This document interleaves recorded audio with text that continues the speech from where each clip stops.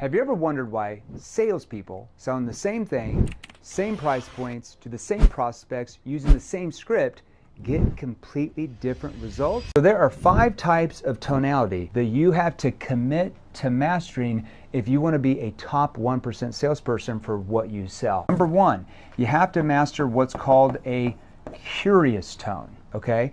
Now, a curious tone triggers the prospect to feel like you are actually curious about what you're asking. Your tone is how the prospect, okay,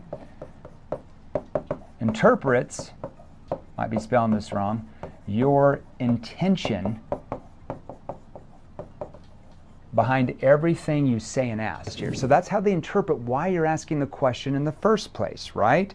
So a curious tone might be, let's say if I sold business consulting. Okay, so walk me through. What are you guys doing now to really really build out systems to scale the company? That might be a question that I might use to find out their situation, and I'm going to ask that in more of a curious tone. The curious tone causes the prospect's brain to feel like you're genuinely curious.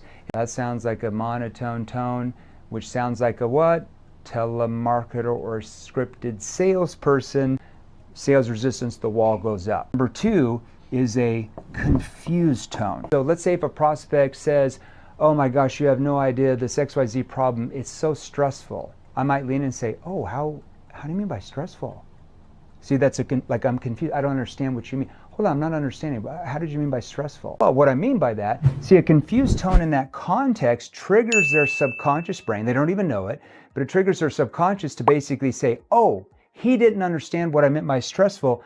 I need to expand on that. And that's when the emotional doors start to open up, where they actually explain the emotion. Emotion is what causes the human being to want to buy, not logic. Number 3, a challenging tone, okay?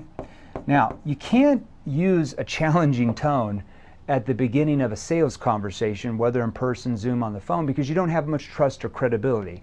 This is only granted further in the discussion. You can be more challenging because now you have more trust with your prospect, more credibility. So you might lean in. This is what's called a consequence question. Let's say the prospect's problem was their used car's 10 years old and they need a new one because that old car keeps breaking down. So what happens if you don't do anything about this? Your car keeps breaking down. What's going to happen to your job? Now notice I started with more of a challenging tone. Challenge that because it's a defensive mechanism, because you're getting them to defend themselves on why they have to change their situation.